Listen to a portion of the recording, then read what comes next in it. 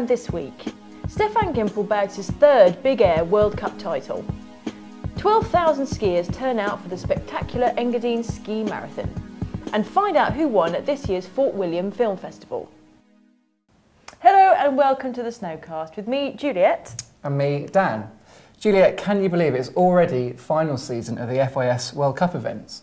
And for one snowboarder, Stefan Gimpel, it's been a particularly good one. He started off well with second at the London Freeze and kept his rankings high at the Stockholm and Grenoble Big Air events. Then, last weekend, he absolutely dominated the final round in Moscow.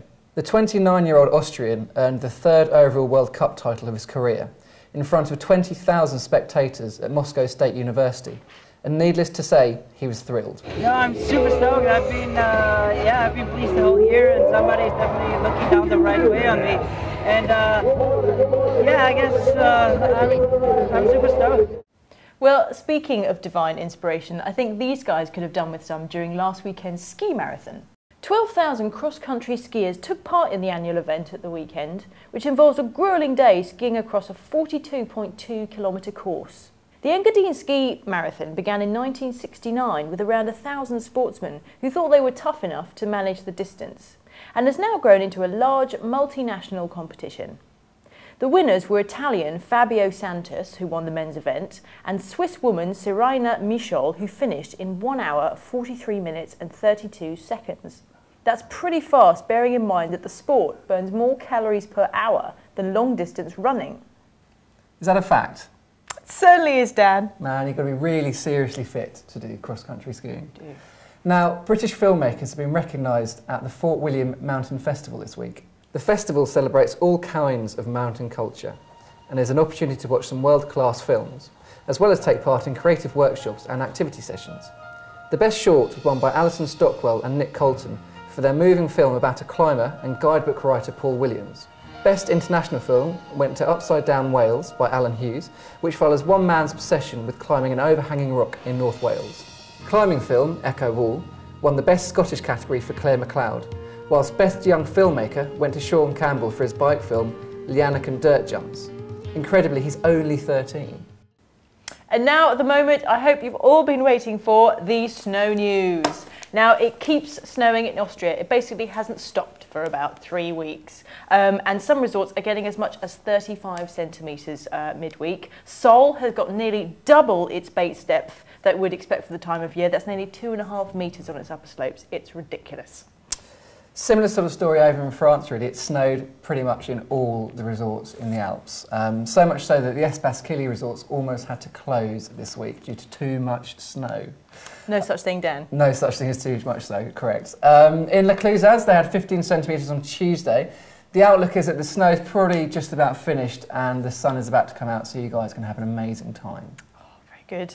Now, stormy weather and high winds have dominated in Switzerland this week. Saas-Fee had to close its lifts midweek, but they've now reopened, and ski club reps are reporting waist-deep powder in the Jungfrau area and some of the best conditions of the season. Over in Italy, they haven't had quite as much as snow as the other European countries, but there's still excellent skiing to be had. The resorts in the Milky Way did have a dusting over the past 7 days. And Livigno has now got a base of almost 3 metres, so very, very good over there too. Blimey. In Andorra, there's been no fresh snow this week. The pistes are a bit hard packed, but it is going to be sunny at the weekend, so you've got to look on the bright side, eh? Yeah, exactly. There's been a dusting of snow in Norway and Sweden. Hemsedal has got the most snow, had the most snow rather, in the last 7 days in Norway, and there's snow also fallen over in Sweden at Åre and Salin. Good news is, though, that there is more snow on the way. And in Germany, believe it or not, they've actually got dump of the week this week. You wouldn't think it. There's been 50 centimetres of new snow in Oberstdorf and Garmisch. So there are amazing powder conditions out there at the moment. Excellent. There's been no fresh snowfalls over the last 7 days in Bulgaria, unfortunately. But the good news is there is some reportedly forecasted for this weekend. Yes, good to have a bit of spring top up, I think. Exactly. And in Scotland, mild weather is dominating there at the moment, kind of affecting the good snow they had in the past few weeks. The best of the riding is probably at mid-station at Cairngorm, if you're thinking of going there.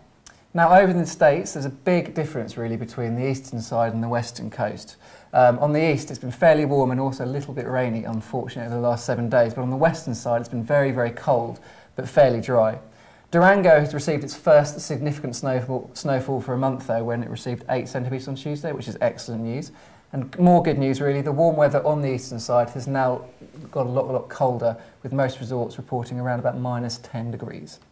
It's pretty much a similar story in Canada, except it's been a lot colder over on the west coast. Near Sunshine Village in Banff, they reported temperatures of -40. On the east coast, it's been very mild, but temperatures are set to drop there, which should improve the snow conditions for them. Good, so that's the snow from this week. Now, coming up on Ski TV, ever wondered what you'd do if one of your friends was caught in an avalanche? This clip from the Off-Piste Essentials DVD tells you how to organise a search and make the most of precious time. So we've set up a little incident here.